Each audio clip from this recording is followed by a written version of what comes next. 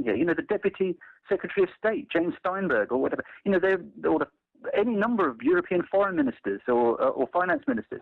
And you're going, I don't quite get it. I don't see where the press is. But I think what's happened is that they kept the lid tight for so long and for so many years that now, if you're in the media, you sort of don't, A, you don't really know about it that much, although that is changing a bit, and B, you're sort of a bit embarrassed to admit that you don't.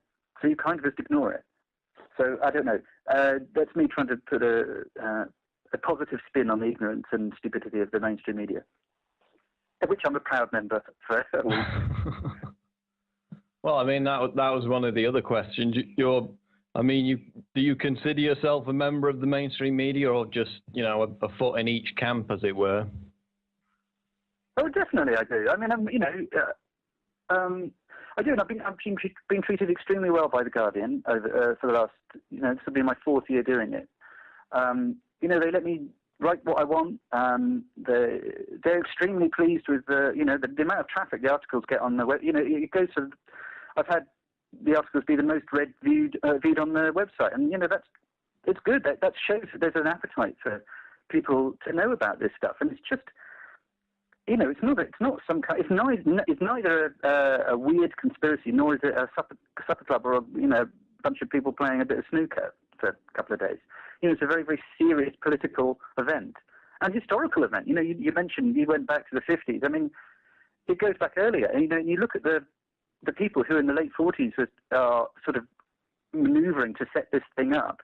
And, you know, it's not set up by the Tooth Fairy and Mary Poppins. You know, it's set up by very senior members of the CIA and the British intelligence. And it has its roots in very dark places. And it still does. In the last year, the keynote address was given by the head of the NSA. You know, it hasn't really changed. Really very much. It's still this strange mixture of high finance, politics, and the intelligence services.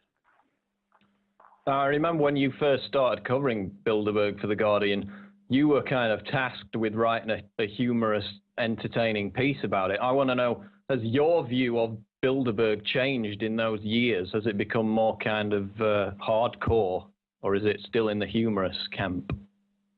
It's a bit of both, but I tell you what has changed is I've done a lot more research, and you know, something that you guys on INFOWARS or Prison Planet keep saying is, you know, read the documents, just read the documents, and you can do that. And Bilderberg is a very good example of that. You can read this. You can read declassified cabinet papers. You can read stuff on really good stuff, academic work that's been done around the setting up of this and later on. And you can start looking as well. And this is very instructive. Just looking at who the people are that are sitting in this conference for these 3 days. And something that I wasn't aware properly, I've just discovered the presence of Goldman Sachs is a lot more than I was aware. I just did by reading the people's where they sit on various boards. You know, you've got the chairman of Goldman Sachs International. You've got a member. That's Peter Sutherland. You've got Mario Monti. You know, who's the new Italian PM. He's a former Goldman Sachs international advisor. And you've got James A. Johnson, who sits on the board of Goldman Sachs, and those three are all on the steering group of the committee, so of the Bilderberg group. So I've only just learned that now. And you know, it's a big, long learning. That's one thing I've learned. There's so much to learn. It's just frightening. So, Charlie, we see thousands of people at these global summits. Why do you think the Bilderberg group, despite the fact that it has many of the same attendees, why don't we see a similar kind of protest group, especially amongst left-wing activists? That's a good question. I mean, one thing is that my small experience of going along to these meetings, the people that do go and protest, and there really aren't very many, although it's been growing and growing to the point where it's in the hundreds now. They are much more switched on. They've got a much wider and deeper political understanding than you generally get and I'm just generalizing. And I think that they've had to obviously do a bit of digging themselves because this thing has been withheld from the public consciousness. And I've got for so long that it's just sort of It just isn't in people's brains to go along, weirdly. And I think that's changing. I think it really is changing. And I think this is going to be a watershed year. But if you look back, I've got a cutting from the Daily Express, a British paper from the 50s, and it reports a tiny little paragraph. But the substance of the report is that no one's really allowed to talk about this thing. And the problem is that for decades, simply no one talked about it at all. Very few people. And then now the word is spreading, and it's spreading, it's spreading through sites like INFOWARS, and, I'm doing a little bit, and the internet is churning it up, and people are starting to dig and look and understand. And so people are just starting to realize how important this meeting is. So I think everything's changing, basically. And I think, hopefully at the end of this year, we'll be going, wow, that was incredible. Look how many people turned up. There were 2,000-3,000 people. And I think it will, I live in hope. So do you think there was a kind of stigma around it, which is rapidly disappearing, where it was seen as a concern of crazy, paranoid conspiracy theorists, whereas now people see it as a threat to everybody's freedom, no matter what political persuasion they come from? Absolutely, and I've been involved a little bit in the Occupy movement in London, and they put out a statement recently when a member of an ex-Goldman Sachs managing director was being sort of manoeuvred towards possibly taking over at the Bank of England, because they understand that the great tentacles of Goldman Sachs are wrapped around the throat of the world, etc. And they've started to see through the corruption that they're objecting to, particularly on Wall Street and in London and in the big financial centres. They're starting to put two and two together and say, well, who are these people? And they're looking at Bilderberg and going, well, it's just them. I mean, if there's a group of people that as an occupier, that I'm particularly annoyed at, they're all sitting around a table with the politicians at Bilderberg. So they're starting to see that it's the same problem. And, and I think that the whole sort of left-right thing is going to start vanishing around. When you see the word Occupy Bilderberg, it's two words I would never thought to see together. A mainstream activist movement combined with quite an esoteric, or so has been for a while, esoteric political interest, Bilderberg. And I think that's going to start exploding these barriers that have existed. And then it's going to start being taken up, and it's just going to be used, understood, and looked at, and hopefully just join the mainstream where it belongs.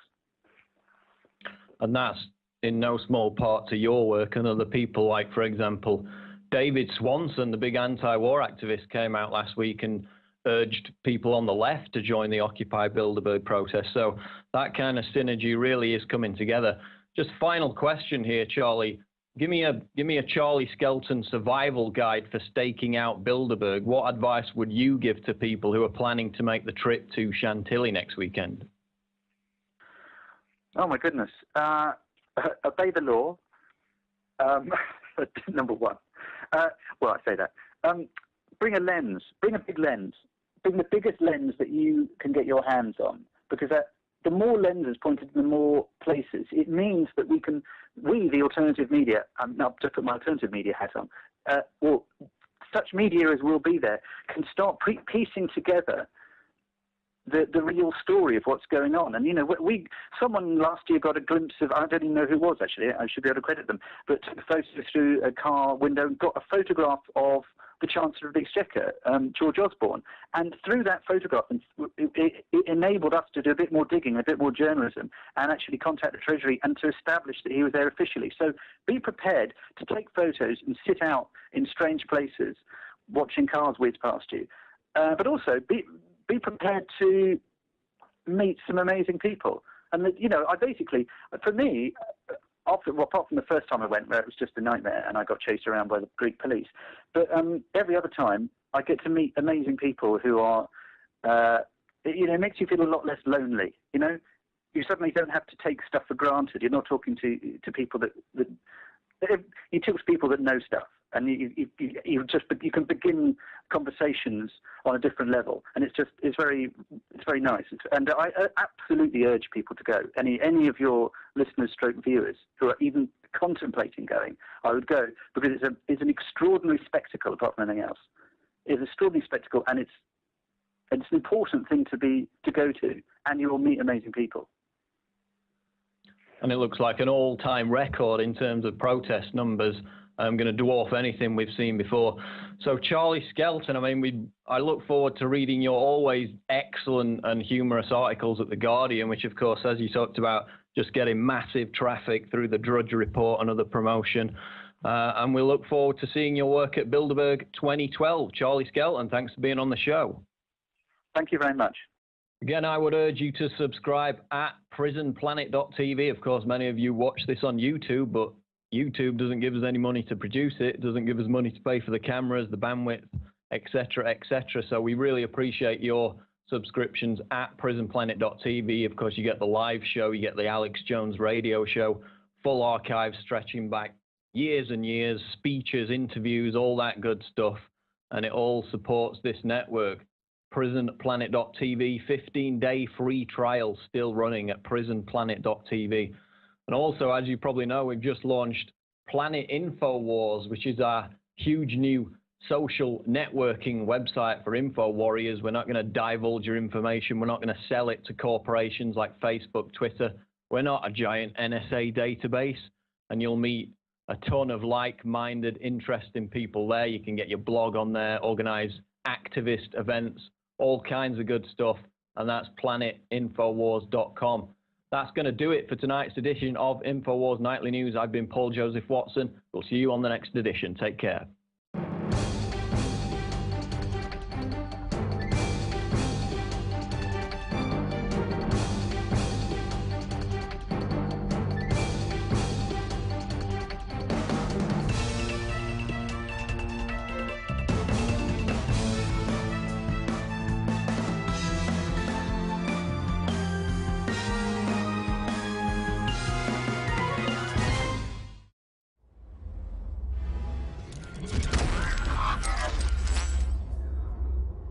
You know, the Deputy Secretary of State, James Steinberg, or whatever. You know, any number of European foreign ministers or finance ministers.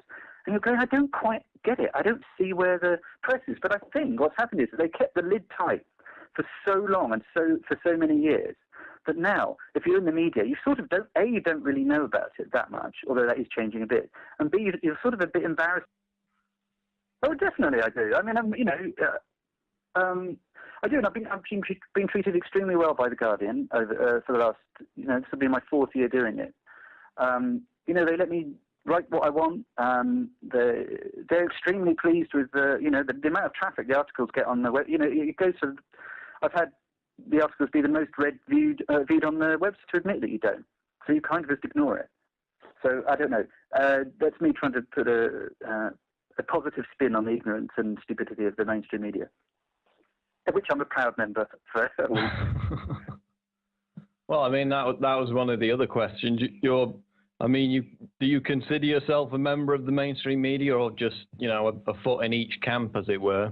Right, and it's good. That shows that there's an appetite for people to know about this stuff, and it's just, it's neither a weird conspiracy, nor is it a supper club or a bunch of people playing a bit of snooker for a couple of days. It's a very, very serious political event and historical event. You mentioned you went back to the 50s. I mean, it goes back earlier. And, you look at the people who in the late 40s are sort of maneuvering to set this thing up. And, it's not set up by the Tooth Fairy and Mary Poppins. It's set up by very senior members of the CIA and the British intelligence. And it has its roots in very dark places. And